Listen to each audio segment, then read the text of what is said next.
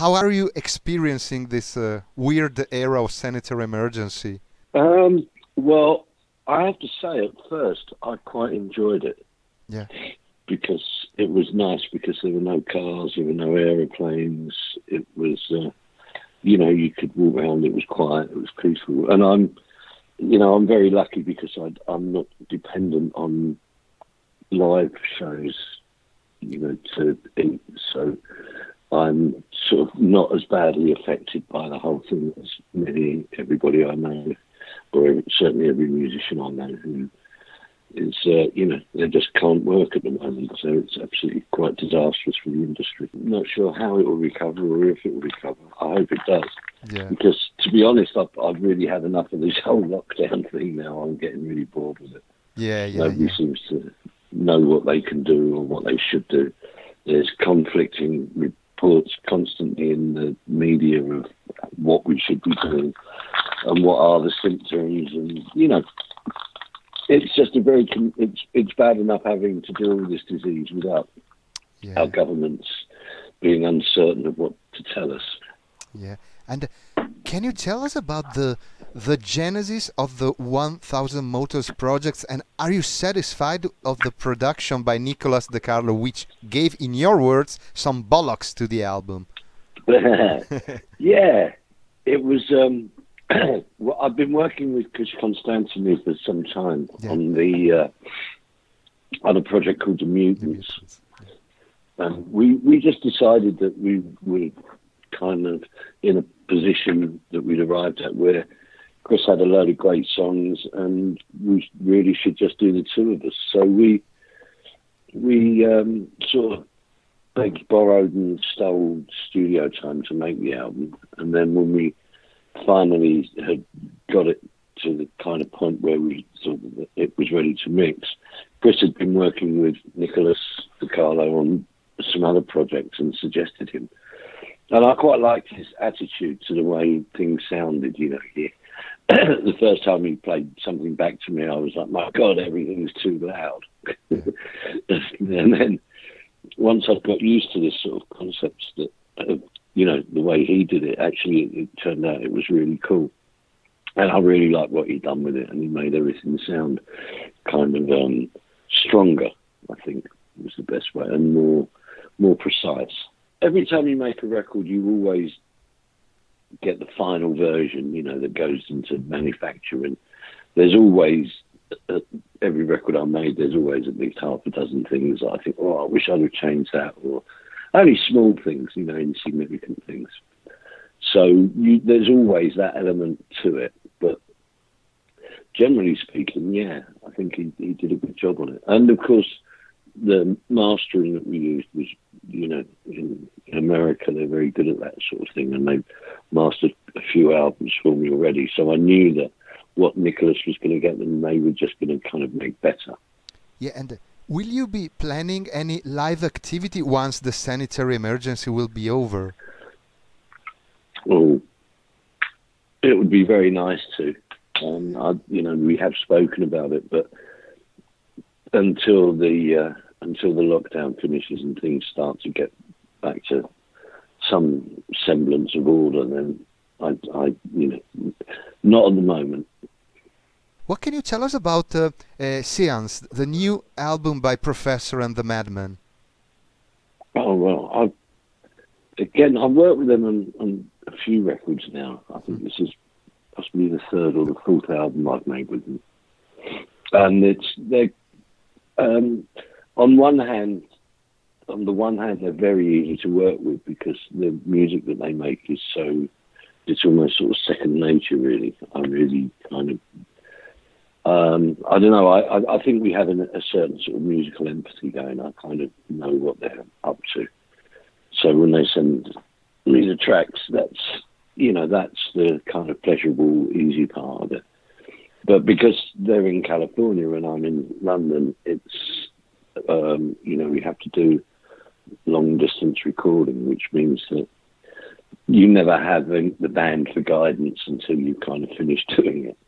Yeah. Because there's nobody in the studio really. There's usually just me and an engineer. And so I'm sort of left to my own devices mainly. So there's, some of it's great and some of it's kind of quite high pressure. Yeah, and recently you also released Sparkle, the debut album by the Sinclairs, and we've seen the amazing videos on YouTube. What can you tell us about this project? Well, I've known Billy Shinbone for a lot of years. Yeah. He, when I had a recording studio in Cambridge, and he arrived one day and said, "I have £100. How much time can I buy?" And it ended up 2.5 years later, he was still there working away, and we'd become quite good friends. And I really liked his music. He's a great songwriter and he's a great guitar player. So we just worked on various projects. He had another band called Flipron, which I'd sort of produced, but we'd never actually played together. And then one day we were sitting in his kitchen, and he said, "I've got this kind of idea for a surf punk album I want to make. Would I be interested in playing the drums?" So originally it sounded just like a guitarist and a drummer who could play, in a room together. And we realised that we needed to bring in another element to it. So we got quite experimental with cheap synthesizers. Well, one cheap synthesizer and some bass pedals and a couple of friends and things. And we sort of found that by not being particularly good at something doesn't necessarily mean it won't work as an idea.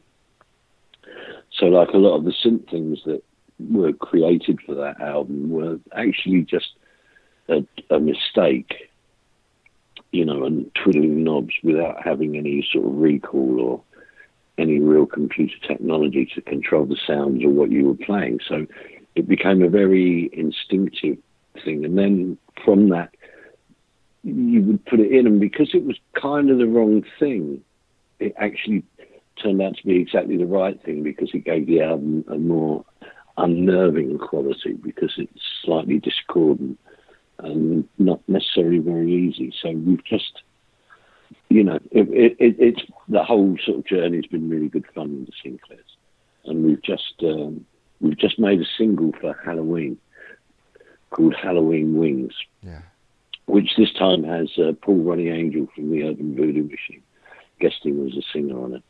Do you think there will be a follow-up to Rat Scabies PhD? I personally need to hear some more stuff in the vein of Rat's Opus, for instance.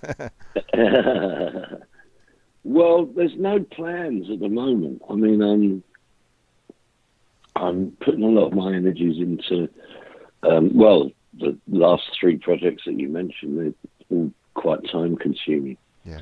And also, there's, anything that I'm writing at the moment, I'm kind of putting into those. So I'm not really doing much. I do have some things, but I'm just sort of carefully putting it together. And I'd rather put out one good record than 1.5.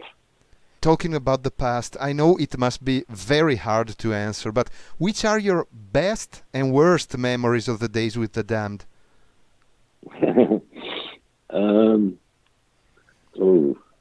I don't know.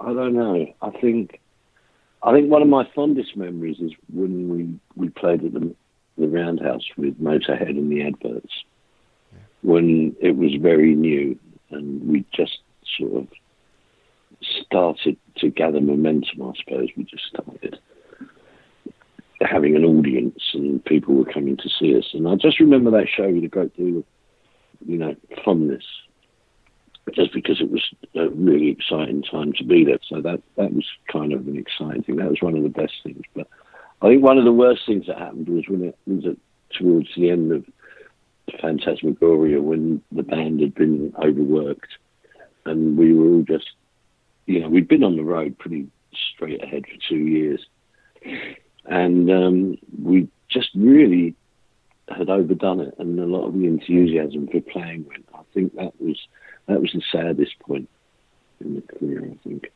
And which album by the Damned do you feel is the closest to your heart and soul? Phew, that is such a difficult question. Because it's you know, I'm sort of quite eclectic anyway. You know, there's a lot of different moods and things that I go through and value different things at different times. Like, I'd have to say Damn, Damn, Damned is one of my favourite records, but that's mostly because of the energy and the anger in it. And I think that then on the other sort of spectrum, there's an album like Strawberries, which I really enjoyed, you know, listening to just on a sort of a musical level. I think that was probably, and you know, at the same token, Black Album, I really still love Curtain Call and what we did and the way that track evolved, and you know, it was a bit like the band suddenly realizing that it could do other things as opposed to, you know, sort of short punk rock songs. So for all of the different moods and that I have and attitudes, and you know, each album sort of covers different ground on that. But I think at the moment it's probably Damn, Damn, Damned. What kind of music do you like to listen to in your spare time? Oh, I usually end up listening to projects that I'm working on because I've got so many things. So I'm either double checking the work that I've already done, or checking how it's turned out, or failing that, it depends again on what mood I'm in. I've just been listening to a lot of Peter Green's Fleetwood Mac, and Fleetwood Mac is, you know, they were great while Peter Green was in them, and then after that, I just detest everything they've done, I think. But it's just as sort of, I remember a lot of the songs from when I was a kid and when I was at school, and hearing them back again with sort of grown-up ears and understanding how records are made and what makes, you know, great players and great musicians. But in the same breath, I'll be listening to Voodoo Machine. I mean, there's a band I like at the moment, an English band that I'm quite enjoying called The Idols. Do you have any memory related to Italy? Yeah, all kinds. Mostly the last time I was in Milan and I was talking to somebody, and this guy just came up and shoved a whole handful of sulfate on my nose. Oh. Without asking me. Just Damn. And then just spending the rest of the night trying to snort water to get rid of it out of my system. Well, snorting beer and water to try and make it go away. But that was, you know, Italy's always entertaining. Yeah. Well, do you have like one final message and greeting to the Italian fans of Red Scabies and an invitation to buy the 1000 Motors album? Oh, well, yeah. I mean, do you know, the thing is, I'm always pleased that people still take an interest in what I do. Yeah. So thank you, Italy, for that. And it's an invitation, 1000 Motels. Yeah, download it now. Click that mouse. Hit that button.